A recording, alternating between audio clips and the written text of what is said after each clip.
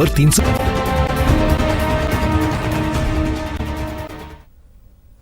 नमस्कार, 20 मिनट में 20 खबरें देख रहे हैं आप और मैं हूं आपके साथ मनीष शर्मा। हम अगले 20 मिनट में आपको देश और दुनिया की 20 ऐसी खबरें बताने वाले हैं जो इस वक्त न केवल सुर्खियों में है बल्कि दिलचस्प और अहम भी है। तो चलिए शुरू करते हैं 20 मिनट में 20 खबरों का ये सिलसिला और सबसे पहले आपको दिखाते हैं राजस्थान की कौन कौन सी खबरें इस वक्त अहम है और गांधी जयंती पर राष्ट्र कैसे बापू को नमन कर रहा है।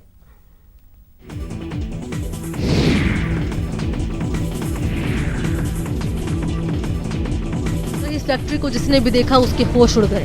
फैक्ट्री से आग की लपटें और धुएं का गुबार इस कदर निकल रहा था मानो पूरे आसमान को अपने आगोश में ले लेगा।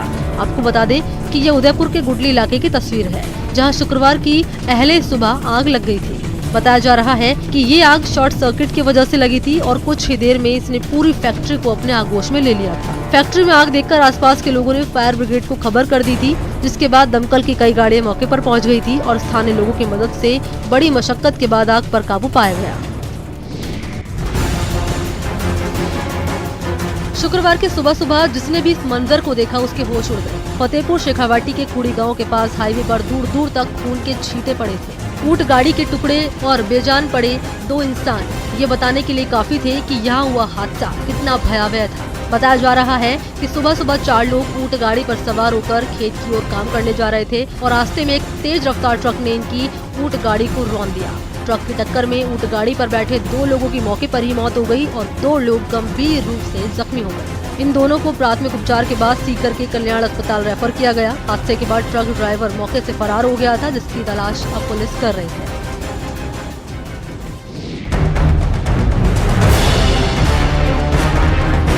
कोटा के आंवली रोजड़ी गांव में उस वक्त हंगामा मच गया जब बिजली की चोरी कर रहे लोगों के पकड़ने गई विद्युत विभाग की टीम पर गांव वालों ने हमला कर दिया। गांव वालों ने इस दौरान न केवल विद्युत विभाग की टीम में शामिल लोगों के साथ मारपीट की बल्कि उनकी गाड़ियों में भी तोड़फोड़ की। गांव वालों के इस हमले को लेकर विद्युत विभाग की ओर से आरकेपुरम थाने में शिकायत दर्ज कराई गई, जिसके बाद पुलिस ने इस मामले की जाँच शुरू की। आपको बता दें कि यहाँ बिजली चोरी के आरोप में 57 लोगों पर 6,38,000 का जुर्माना लगाया गया है और यही खबर वायरल होने के बाद गांव वालों ने बिजली विभाग की टीम पर हमला किया था।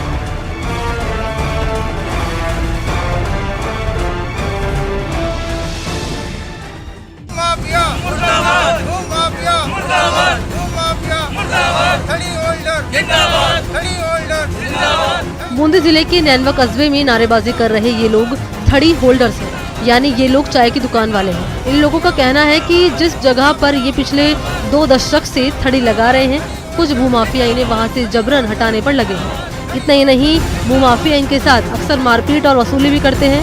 इन लोगों का कहना है कि कई बार इन्होंने भूमाफियाओं की शिकायत भी की, लेकिन प्रशासन की ओर से कोई कार्रवाई नहीं की गई। ऐसे में इनके पास इंसाफ मिलने तक अनिश्चितकालीन धरना देने के अलावा कोई और रास्ता नहीं बचा था। खड़ी होल्डरों को कुछ दबंग लोग एवं भूमाफिया परेशान कर रहे हैं। एक एक करके सबको हटाया जाने की धमकी दे रहे हैं और कुछ क्षति पहुंचाने को बोल रहे हैं। हमारी मांगे खड़ी होल्डरों को स्थायी यहीं की यहीं जगह दी जाए।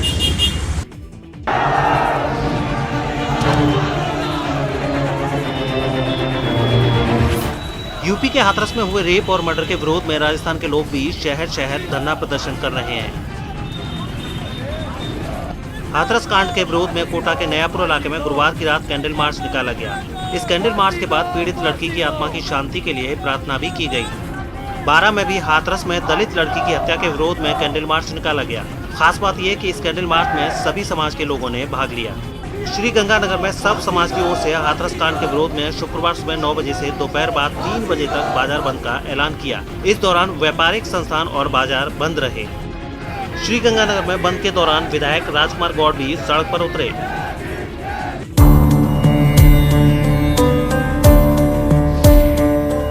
राष्ट्रपिता महात्मा गांधी और शास्त्री जी के जयंती के मौके पर पूरा देश उन्हें याद कर रहा है। इस मौके पर प्रधानमंत्री नरेंद्र मोदी ने राजघाट जाकर महात्मा गांधी को श्रद्धांजलि अर्पित की। उन्होंने बापू को नमन करते हुए उनकी शिक्षाओं को याद किया। इस दौरान यहाँ भजन कार्यक्रम का भी आयोजन किया गया, जिसमें बापू के प्रिय भजन गाए गए। राजघाट पहुँचने से पहले पीएम मोदी ने बापू को याद करते हुए ट्वीट भी किया था, जिसमें उन्होंने लिखा कि हम गांधी जयंती के मौके पर प्यारे बापू को नमन करते हैं। उनके जीवन और महान विचारों से सीखने के लिए बहुत कुछ है।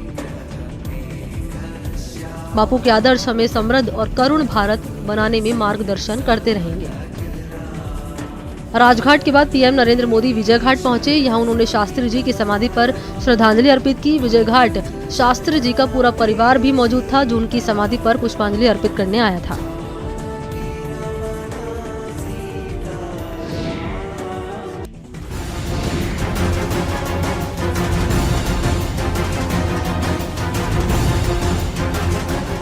राष्ट्रपिता महात्मा गांधी की जयंती के मौके पर सीएम अशोक गहलोत ने भी उन्हें नमन किया है। इस मौके पर उन्होंने सबसे पहले सचिवालय पहुंचकर बापू की प्रतिमा पर पुष्पांजलि अर्पित की और फिर गांधी सर्किल जाकर भी उन्होंने गांधी प्रतिमा पर पुष्प अर्पित किए। गांधी सर्किल पर सीएम अशोक गहलोत के साथ मंत्री बीडी कल्ला और सुभाष गर्ग के साथ कई और कांग्रेसी नेता और मंत्री भी मौजूद थे। गांधी जयंती के मौके पर उन्हें नमन करने के लिए पीसीसी में भी पुष्पांजलि कार्यक्रम का आयोजन किया गया। खास बात ये थी कि गांधी जयंती के मौके पर ही सीएम अशोक गहलोत ने सरकार के 1.5 साल का रिपोर्ट कार्ड भी पेश किया।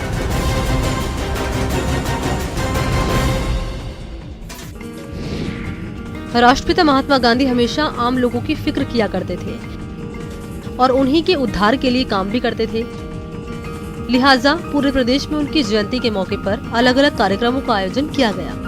अलवर के तिजारा में गांधी जयंती के मौके पर 38 किलोमीटर लंबी मैराथन प्रतियोगिता का आयोजन किया गया।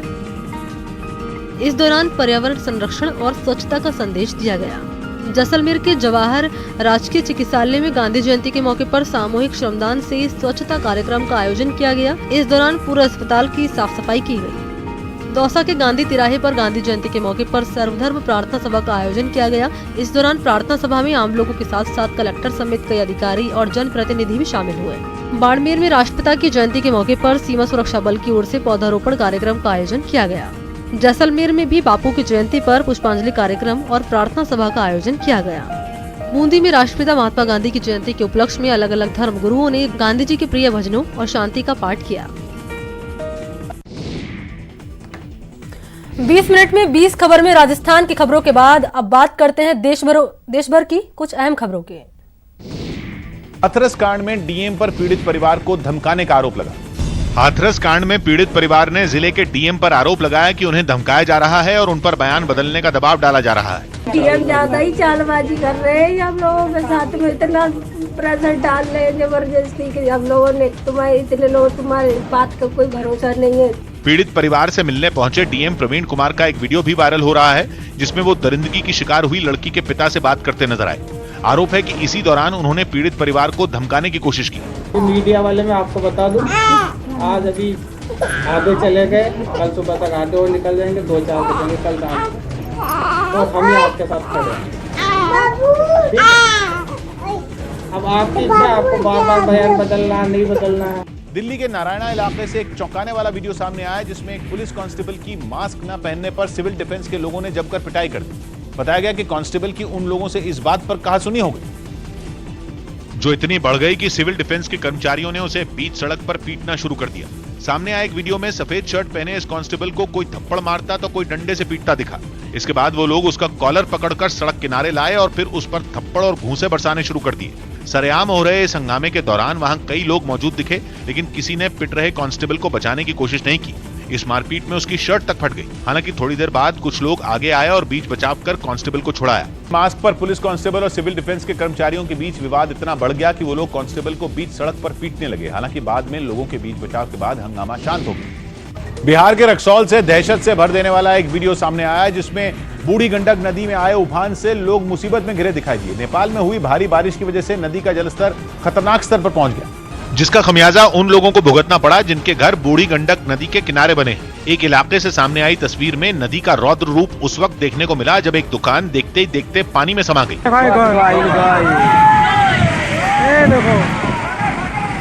इस तस्वीर ने वहां मौजूद लोगों को डरने पर मजबूर कर दिया, क्योंकि उफान का असर सभी के मकानों पर पड़ा है। नदी के किनारे लोग जहां कटान से परेशान हुए, तो कई इलाकों में बाढ़ की समस्या ने उन्हें मुश्किल में डाल दिया। गांव के गांव पानी में डूबे हुए नजर आए। बाढ़ में घिरने की वजह से लोग अपने घरों में ही कैद हो गए। सड़कों का तो कहीं अता पता ही नहीं था। घर में पानी ढुकिए गल बा, आवे जाए में दिक्कत बा बहुत ज्यादा।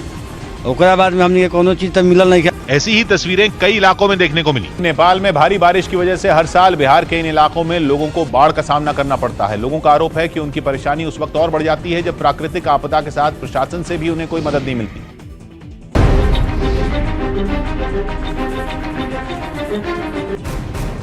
अमेरिका से स्पेशल एयरक्राफ्ट एयर इंडिया 1 गुरुवार को दिल्ली पहुंचा।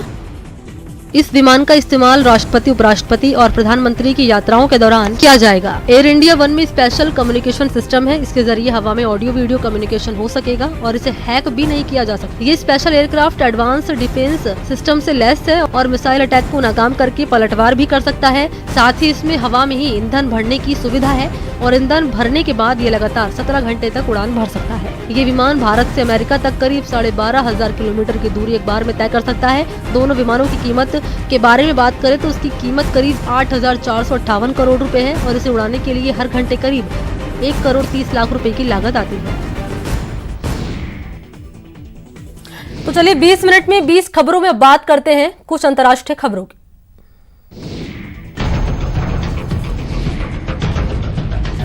कोरोना वायरस से सबसे अधिक प्रभावित देश अमेरिका के राष्ट्रपति डोनाल्ड ट्रंप और उनकी पत्नी मेलानिया ट्रंप भी इसकी चपेट में आ गए हैं। शुक्रवार सुबह डोनाल्ड ट्रंप ने ट्वीट कर खुद इसकी जानकारी दी और लिखा कि वो और उनकी पत्नी मेलानिया कोरोना वायरस पॉजिटिव पाए गए हैं और टेस्ट रिजल्ट आने के बाद दोनों को ही क्वारंटीन किया गया है।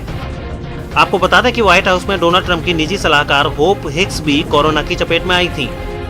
इसी के बाद डोनाल्ड ट्रंप ने ट्वीट कर लिखा था कि होप हिक्स के कोरोना की चपेट में आने के बाद अब उन्होंने और मेलानिया ने भी टेस्ट करवाया है। गौरतलब है कि डोनाल्ड ट्रंप की सरकार ने जिस तरह से कोरोना वायरस को हैंडल किया है उसकी अमेरिका में काफी आलोचना की जा रही है। खुद डोनाल्ड ट्रंप ने लंबे वक्त तक मास्क नहीं पहना था, जिसकी काफी आलोचना हुई थी।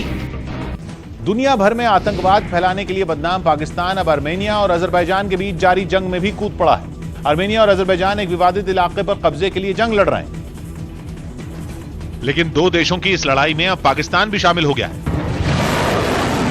पाकिस्तान की तरफ से विवादित नागोर्नो कराबाख इलाके में सैकड़ों लड़ाकों को भेजे जाने के सबूत मिले हैं, जो कि मुस्लिम आबादी वाले अजरबैजान की तरफ से आर्मेनिया के खिलाफ मैदान में है। पाकिस्तान का खासम खास तुर्की पहले से ही इस जंग में अजरबैजान के साथ है। बताया गया कि अजरबैजान तुर्की से मिले ड्रोन और लड़ाकू विमानों के जरिए ही आर्मेनिया पर ताबड़तोड़ हवाई हमले कर रहा है। यही नहीं, ये दोनों देश जमीन पर भी अजरबैजान की पूरी मदद कर रहे हैं ताकि वो ईसाई बहुल आबादी वाले आर्मेनिया को मात देकर विवादित इलाके पर कब्जा जमा सके। यानी तुर्की और पाकिस्तान ने नागोर्नो कराबाख पर कब्जे की लड़ाई को अपने स्वार्थ के लिए धर्म से जोड़ दिया, लेकिन उनकी इस करतूत ने इस पूरे इलाके को एक बड़े युद्ध की तरफ धकेल दिया है। ब्रिटेन की सीक्रेट सर्विस एजेंसी MI6 के चीफ सर एलेक्स यंगर ने चीन को दुनिया के लिए बड़ा खतरा बताया। MI6 के चीफ के तौर पर एलेक्स यंगर का कार्यकाल खत्म हो रहा है, लेकिन उससे पहले दिए गए एक इंटरव्यू में सर एलेक्स यंगर ने चीन के खतरे से दुनिया को आगाह किया। यंगर के मुताबिक चीन से जुड़े अमेरिका के सारे अनुमान गलत साबित हुए, क्योंकि अमेरिका मानता रहा कि आर्थिक मजबूती और सैन्य ताकत चीन को ज्यादा जिम्मेदार बनाएगी, लेकिन ताकत बढ़ने के साथ चीन की भूख भी इस कदर बढ़ी कि वो पूरी दुनिया के लिए एक बड़ा खतरा बन गया। एलेक्स का यह भी मानना है कि जिस तरह से चीन ने सेना की ताकत बढ़ाने के लिए पिछले 1 दशक में खर्च किया है, वो अनुमानों से भी परे है। इतना ही नहीं, उन्होंने ये भी साफ कहा कि अमेरिका और चीन के बीच टकराव खतरनाक हो सकता है। कारोबार, कोरोना वायरस और फिर दक्षिण चीन सागर के मुद्दों पर चीन से अमेरिका की तनातनी बेहद गंभीर सूरत ले चुकी है। इसलिए घटनाक्रम से जुड़े लोग अब दुनिया को आगाह करने लगे हैं कि अगर हालात में सुधार न हुआ तो जंग की नौबत आ सकती है। अमेरिका के कैलिफोर्निया से एक हादसे की डराने वाली तस्वीरें सामने आई। वहां एक F-35 लड़ाकू विमान हादसे का शिकार हो गया। बताया गया कि ईंधन भरते वक्त यह लड़ाकू विमान दूसरे विमान से टकरा गया, जिसके बाद वो सीधा नीचे की तरफ गिरने लगा। इस हादसे का एक वीडियो भी सामने आया, जिसमें ये 5वीं पीढ़ी का लड़ाकू विमान तेजी से नीचे गिरता दिखाई। नीचे गिरते ही विमान जोरदार धमाके के साथ आग के गोले में बदल गया। बताया गया कि F-35 के पायलट ने वक्त रहते ही विमान से छलांग लगा दी थी, जिससे उसकी जान बच गई। इस हादसे में ईंधन ढोने वाले विमान को भी भारी नुकसान पहुंचा, जिसके बाद उसकी इमरजेंसी लैंडिंग करानी पड़ी। हालांकि इस विमान के पायलट ने होशियारी दिखाते हुए विमान को किसी तरह सही सलामत नीचे उतार लिया। यूक्रेन के लुहांस्क के जंगलों में लगी आग की चपेट में आकर 4 लोगों की मौत हो गई। यह आग कैसे लगी इसका पता नहीं चल पाया, लेकिन सिर्फ 24 घंटों में यह आग जंगल के एक बड़े इलाके में फैल गई। लुहांस्क के जंगलों में लगी यह आग इतनी भीषण थी कि हर तरफ से शोले उठते नजर आए। बेहद तेजी से फैली इस आग ने जंगल ही नहीं, कई रिहायशी इलाकों को भी अपनी चपेट में लेना शुरू कर दिया। कई मकान भी लपटों में घिरे नजर आए, जिसके बाद वहां पहुंची फायर ब्रिगेड और बचाव दल के लोगों ने आग में फंसे लोगों को बाहर निकाला और सुरक्षित जगहों की तरफ रवाना कर दिया। Сейчас идет эвакуация с Муратова। आग पर काबू पाने में जुटे फायर ब्रिगेड के लोग लपटों के बीच खड़े होकर पानी की बौछार करते दिखे, लेकिन आग बुझने का नाम ही नहीं ले रही थी। कई घंटों के बाद मकानों में लगी आग को बुझा लिया गया, लेकिन आग ने उन्हें पूरी तरह तबाह कर दिया। एक दिन पहले लगी ये आग जंगलों और रिहायशी इलाकों में इतनी तेजी से फैल गई कि इसने वहां के लोगों को संभलने का मौका तक नहीं दिया। हालांकि लोगों को बचाने के लिए तुरंत रेस्क्यू ऑपरेशन शुरू कर दिया गया, लेकिन तब तक आग काफी भीषण हो चुकी थी। इस आग में झुलसकर 4 लोगों की मौत हो गई, जबकि 12 लोग घायल हो गए। अमेरिका के कैलिफोर्निया के जंगलों में आग में फंसे जानवरों को बचाने के लिए ड्रोन का इस्तेमाल किया। नेशनल जियोग्राफिक और डिस्कवरी चैनल के लिए काम करने वाले एक ड्रोन सिनेमाटोग्राफर ने यह मुहिम शुरू की, जिसके लिए डगलस थ्रॉन एक खास ड्रोन कैमरे का इस्तेमाल करते हैं। ड्रोन में एक इंफ्रारेड कैमरा लगा है, जिससे वो जानवरों की मौजूदगी को भांप सकता है। रात के अंधेरे में जैसे ही ड्रोन उड़ाया गया, अपने शरीर के तापमान की वजह से कई जानवर स्क्रीन पर चमकते हुए दिखे। ड्रोन में जूम लेंस और स्पॉटलाइट भी लगी है, जिससे यह भी पता लगाया जा सकता है कि जानवर जख्मी है या सही सलामत। जानवर दिखते ही रेस्क्यू टीम को उसके पास भेजा जाता है ताकि उसकी जान बचाई जा सके। डगलस थ्रॉन सिर्फ अमेरिका के अलग अलग हिस्सों में ही नहीं, बल्कि बहामास और ऑस्ट्रेलिया में भी आपदा के शिकार हुए जानवरों के लिए काम कर चुके हैं। महज 1 साल में वो 100 से ज्यादा जानवरों की जान बचा चुके हैं। अमेरिका के न्यूयॉर्क में पिछले 7 महीने से बंद रेस्टोरेंट फिर खोल दिए गए। काफी वक्त से रेस्टोरेंट मालिक सरकार से उन्हें खोलने की इजाजत मांग रहे थे, और सरकार से हरी झंडी मिलते ही वहां के सभी रेस्टोरेंट दोबारा खोल दिए गए। महीनों से बंद पड़े रेस्टोरेंट खुलते ही कुछ लोग अपने परिवार के साथ वहां पहुंचे और कई दिनों बाद उन्होंने बाहर खाने पीने का स्वाद लिया। वहां से आई एक तस्वीर में कुछ लोग एक रेस्टोरेंट में काफी दिनों बाद अपनों के साथ कुछ अच्छे पल बिताते नजर आए। कुछ लोग अंदर तो कुछ लोग बाहर बैठकर मौसम का मजा लेते हुए खाते पीते दिखे। Everything that opens up is good for the psyche of this city. Restaurant खुले जरूर, लेकिन कोरोना का खौफ भी वहां साफ दिखा। वहां पर न तो पहले जैसी रौनक नजर आई और न ही वहां पहुंचे लोगों ने हर बार की तरह खाने पीने की चीजों के लिए ऑर्डर दिया। If you rush it too much, you might get into a second wave, maybe even second lockdown. Restaurant कारोबार से जुड़े लोगों ने सरकार से नियमों में थोड़ी और ढील देने की मांग की, जिससे कि उनका धंधा पहले की तरह पटरी पर लौट सके। वहां के रेस्टोरेंट खोल जरूर दिए गए, लेकिन नियमों के तहत लोगों की संख्या फिलहाल सीमित रखी गई है ताकि ज्यादा भीड़ जमा न हो सके। हालांकि अभी सभी रेस्टोरेंट मालिक सरकार से पाबंदियों में राहत देने की मांग कर रहे हैं। कोरोना के खतरे के बीच मध्य अमेरिकी देश निकारागुआ से एक हैरान करने वाली तस्वीर सामने आई, जिसमें हर साल की तरह इस बार भी वहां सांडों के पीछे दौड़ने वाला पारंपरिक खेल खेला गया। ये दक्षिण भारत में खेले जाने वाले पारंपरिक खेल जलीकट्टू से काफी मिलता जुलता है। इस बार कोरोना का खौफ भी इस फेस्टिवल के रंग में भंग नहीं डाल सका, जिसके बाद वहां के हजारों लोग हर साल की तरह निकारागुआ के मसाया शहर में जमा हुए और उन्होंने सैन जेरोनिमो फेस्टिवल में हिस्सा लिया। परंपरा के मुताबिक पहले सांडों को सड़क पर उतारा गया और फिर उन्हें गुस्सा दिलाया गया। इसके बाद उन्हें काबू करने की कोशिश शुरू की गई। लोगों का हुजूम सांडों के पीछे भागता नजर आया और उन्हें उकसाते हुए वो उनके सामने जाते दिखे। वहां मौजूद ज्यादातर लोग अपनी जान को खतरे में डालते नजर आए। भीड़ को काबू में करने के लिए कुछ घुड़सवार भी वहां उतारे गए, पर लोगों के जोश के आगे वो ठंडे पड़ गए। वहीं कुछ लोग अपने घरों की बालकनी में खड़े होकर खेल का मजा लेते दिखाई दिए। एक आदमी तो एक सांड पर बैठने की कोशिश करता दिखा, पर उसकी ये गलती उस पर भारी पड़ गई। कई लोग इस खतरनाक खेल में घायल भी हो गए, जिन्हें वहां से तुरंत अस्पताल ले जाया गया।